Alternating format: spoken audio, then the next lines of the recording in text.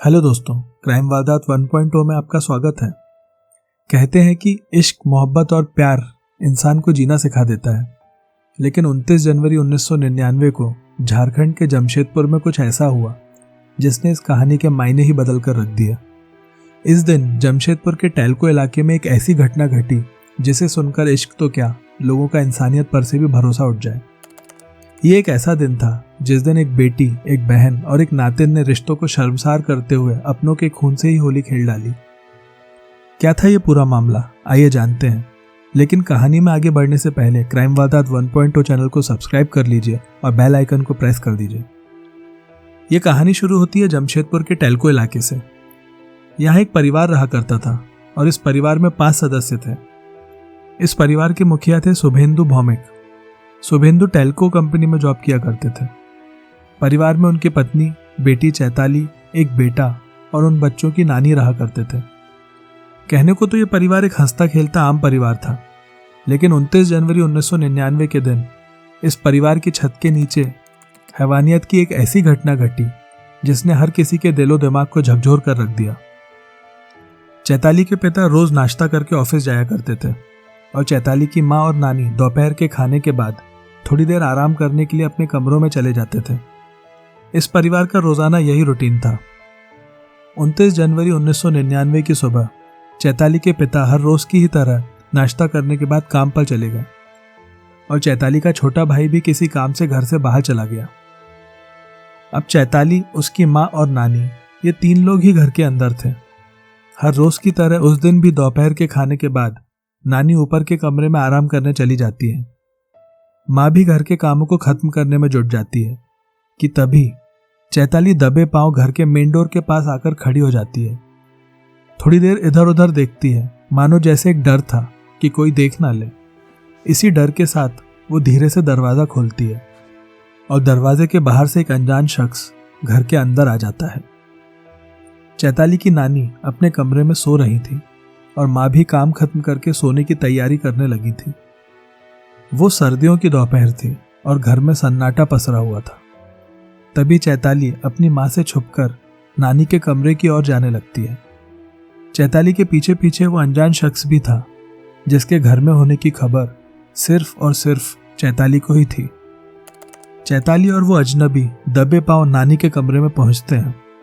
तब तक नानी गहरी नींद में सो चुकी थी और नानी को सोता देख चैताली अजनबी की तरफ एक इशारा करती है और इशारा पाते ही वो अजनबी तकिए से नानी का मुंह दबा देता है, जिसकी वजह से नानी तड़पकर दम तोड़ देती है।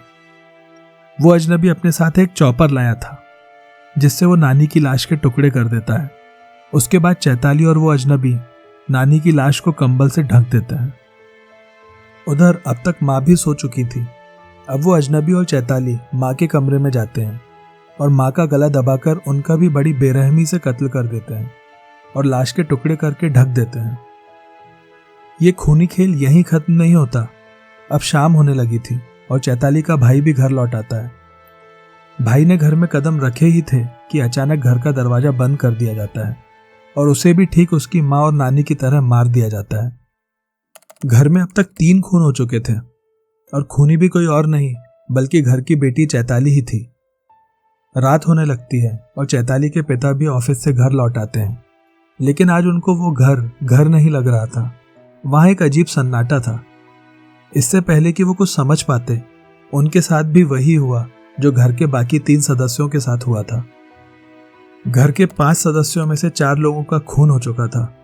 चैताली और वो अजनबी मिलकर उन 4 लाशों के टुकड़ों को घर के पीछे शौचालय की टंकी में डाल देते हैं। साथ ही कोई टंकी को खोल ना पाए इसलिए अजनबी उसके ढक्कन को सीमेंट से सील कर देता है। चैताली और वो अजनबी मिलकर घर से खून के निशान मिटा देते हैं और अगले दिन वो अजनबी घर से चला जाता है। अब घर में चैताली ही अकेली होती है, लेकिन अब तक वो इतनी कठोर दिल हो चुकी थी कि 4 लाशों के बीच में रहते हुए भी उसे जरा सा भी डर नहीं लग रहा था।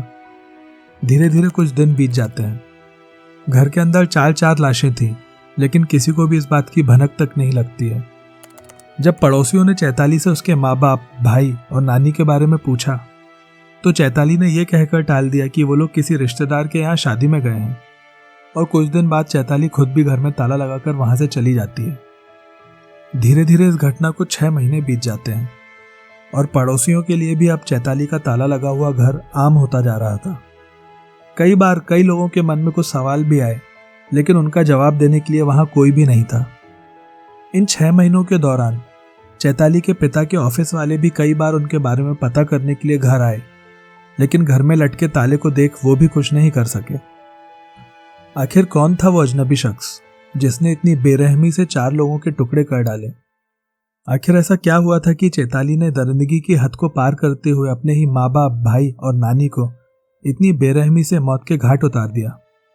इन सवालों का खुलासा तब हुआ जब 6 महीने तक लगातार घर में फोन करने के बाद चैताली के मामा डॉक्टर अनुपम रॉय आखिर अपनी बहन और माँ से मिलने उनके घर पहुंचते हैं। घर पर अभी भी ताला लगा हुआ था। तब चैताली के मामा ने पड़ोसियों से पूछताछ की।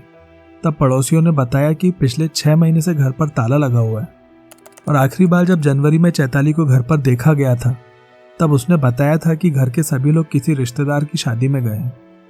ये सुनने के बाद चैताली के मामा अनुपम रॉय असमंजस में पड़ गए, क्योंकि किसी रिश्तेदार में कोई शादी थी ही नहीं और अगर होती तो उन्हें ज़रूर पता होता। इसके बाद उन्होंने घटना की जानकारी वहां की लोकल पुलिस को दी। पुलिस को भी ये वारदात कुछ अजीब लगी, जिसके चलते पुलिस ने घर के लोगों की तलाश में छानबीन शुरू कर दी और घर पर लगे ताले को भी तोड़ा गया।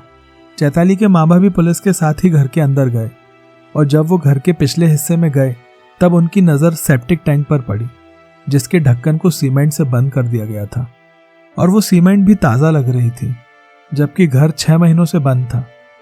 तब चैताली के मामा को कुछ संदेह हुआ कि आखिर इस टैंक को सीमेंट से सील ही क्यों किया गया है।